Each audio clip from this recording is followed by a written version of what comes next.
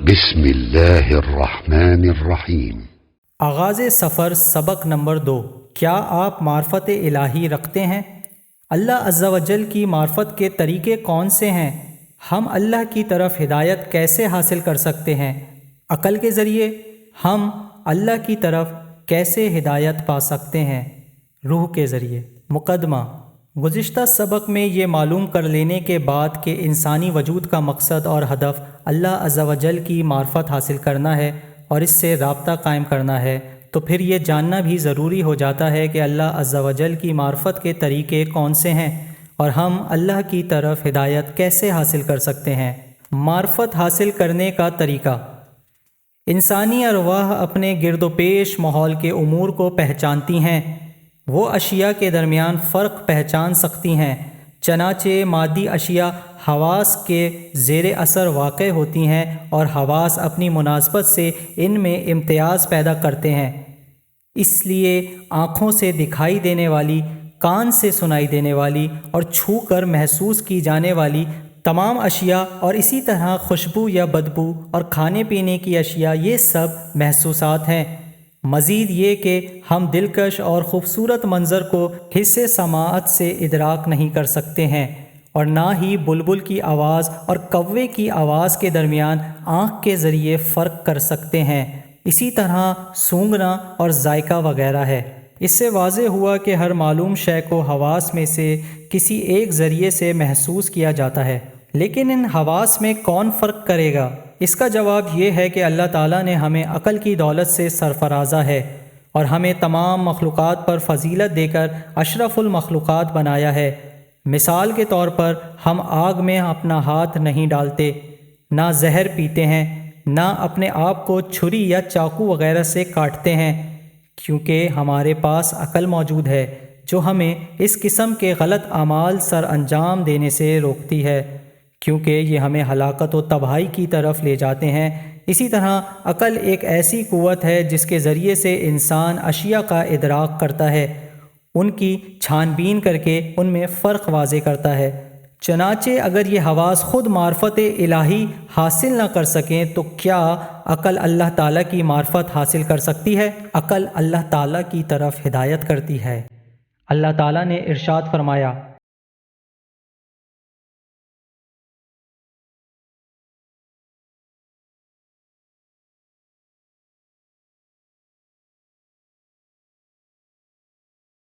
اللہ کے بارے میں شک ہے جس نے آسمانوں اور زمین کو وجود بخشا۔ اگر آپ کو خوبصورت نقشے پر تیار شدہ دلکش و بلند و بالا عمارت نظر آئے تو کیا آپ کو اس کے بنانے والے اور ڈیزائن کرنے والے پر شک ہوگا جس نے خوبصورت عمارت ڈیزائن کی ہے؟ ہم فرض کرتے ہیں کہ آپ کو کسی مقام سے دھواں اٹھتا دکھائی دیا یا آپ نے کسی شے کے جلنے کی بو سونگھی۔ کیا آپ کو ایک لمحے کے لیے بھی شک ہوگا کہ کسی جگہ پر آگ لگ گئی ہے جس سے یہ بو آ رہی ہے اور اس سے یہ دھواں اٹھ رہا ہے؟ نہیں، بلکہ آپ کو یقین ہوگا کہ یہ بو اور دھواں آگ سے اٹھ رہا ہے۔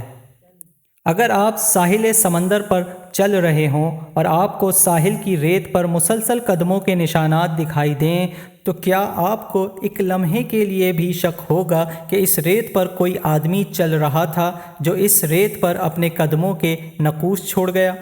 آئیے ہم اپنے گرد و پیش پر نظر دوڑاتے ہیں۔ رات کے وقت چاند اور چمکتے ستاروں سے مزین یہ آسمان، ستارے اور سیارے جو ہزاروں بلکہ لاکھوں سال سے آسمان کی فضا میں تیرتے پھرتے ہیں اور آسمان میں یوں آویزاں ہیں جیسے قندیلیں ہوں، ان کے درمیان بے حساب فاصلہ ہے جنہیں بڑی باریکی اور احتیاط سے حساب کیا گیا ہے۔ اگر ان کی رفتار کا حساب نہ رکھا جائے تو یہ ایک دوسرے سے ٹکرا کر فضا میں بکھر جائیں۔ کون ہے وہ ذات جو ان کے فاصلوں کا حساب رکھتی ہے، ان کے مدار و محور کو منظم رکھتی ہے اور ان کی رفتار کا اندازہ مقرر کرتی ہے؟ کیا آپ کو اس امر میں شک ہوتا ہے کہ ایک زبردست، عظیم اور تدبیر کرنے والی قوت موجود ہے جس نے یہ نظام ترتیب دیا ہے، اس کا حساب بنایا ہے اور بڑی احتیاط سے زبردست قوت کے ساتھ ان امور کو چلا رہی ہے؟ بارش کو دیکھ لیں، زمین اور اسے زرخیز بنانے میں اس کا کتنا تعلق ہے۔ اس سے نباتات اگتے ہیں، پھول کھلتے ہیں، پھل نکلتے ہیں اور ان پھلوں کو لوگ کھاتے ہیں۔ اگر کوئی آپ سے کہے کہ کس نے انہیں وجود بخشا اور انہیں ہمارے واسطے مسخر کیا، تو کیا آپ اس میں شک کریں گے وہ کون سی ذات ہے جس نے ان کے درمیان تعلق پیدا کیا ہے؟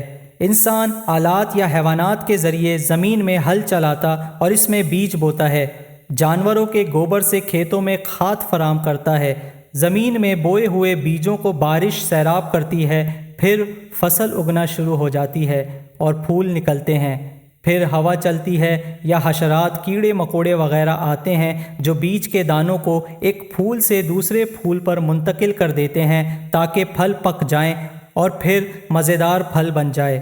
کون ہے جس نے کسان اور زمین، بارش اور پھول اور حشرات الارض کے درمیان تعلق برقرار کیے؟ کیا آپ کو شک ہے کہ وہ اللہ ہے؟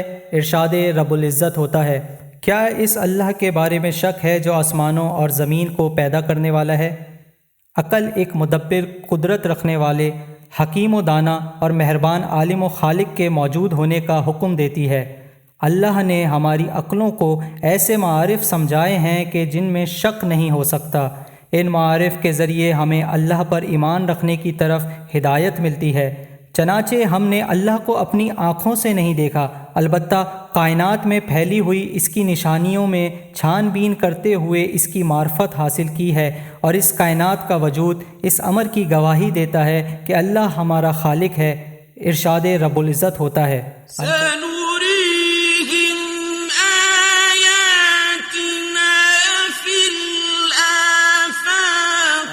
عنقریب ہم انہیں آفاق میں اپنی نشانیاں دکھائیں گے۔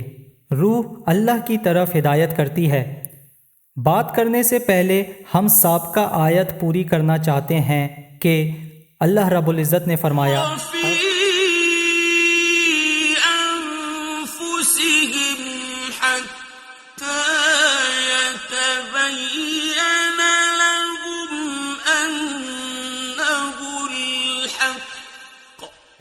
اور خود ان کی روح میں اللہ کی نشانیاں موجود ہیں، یہاں تک کہ ان پر ظاہر ہو جائے گا کہ وہ اللہ برحق ہے۔ لیکن روح اپنے رب کو کیسے پہچانے گی؟ اللہ تعالیٰ نے ہمیں تحقیق کرنے میں تنہا حیران و پریشان نہیں چھوڑ دیا، بلکہ اپنی کتاب قرآن مجید میں اس طریقے کی وضاحت فرما دی ہے۔ چنانچہ اللہ تعالیٰ نے فرمایا،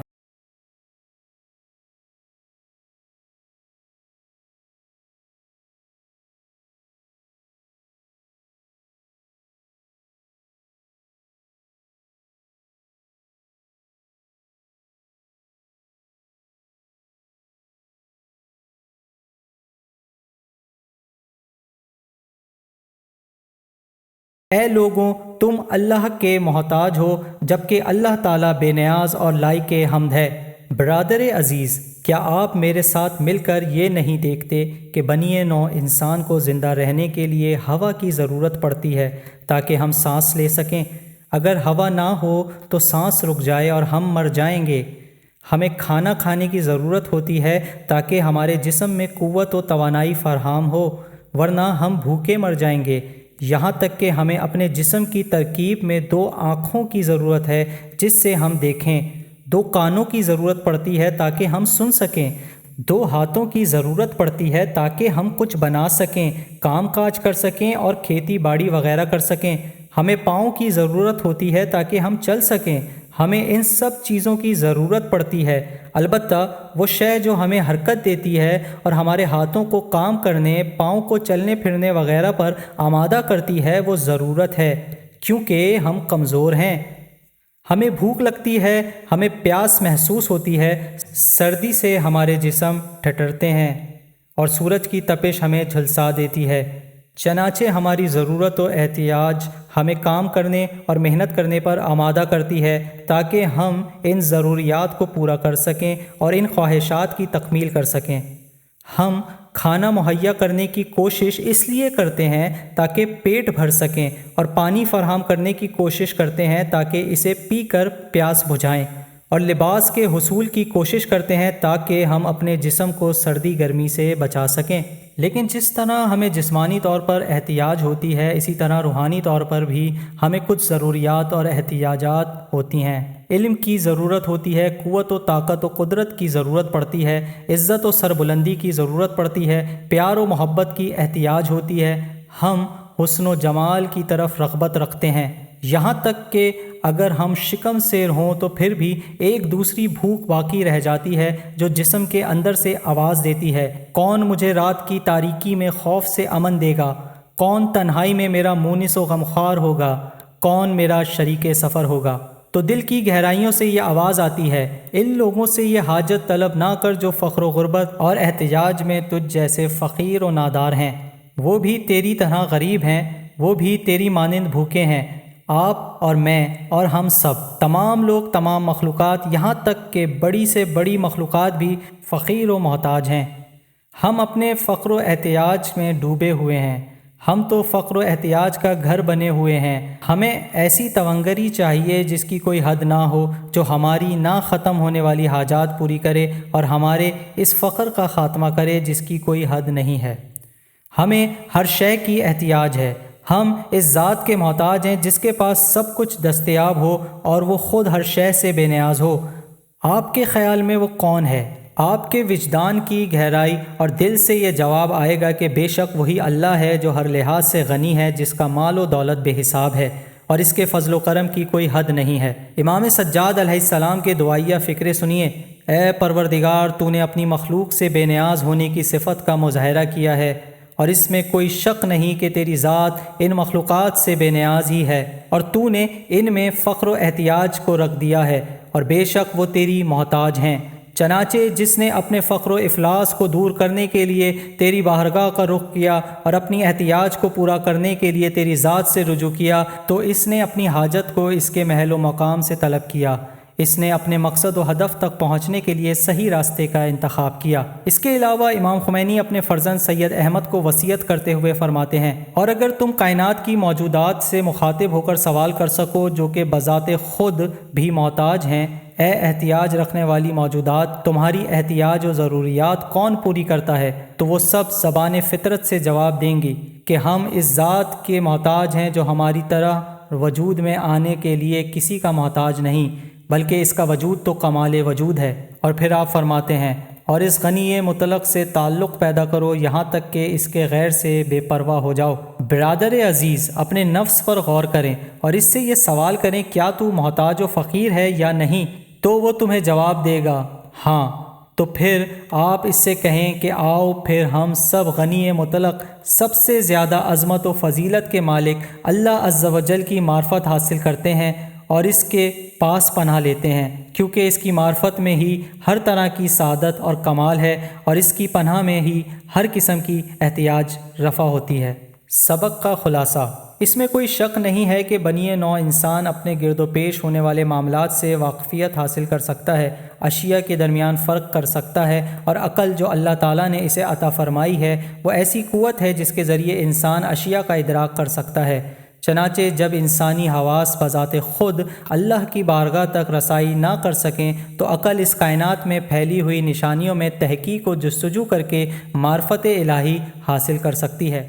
اللہم صلی علی محمد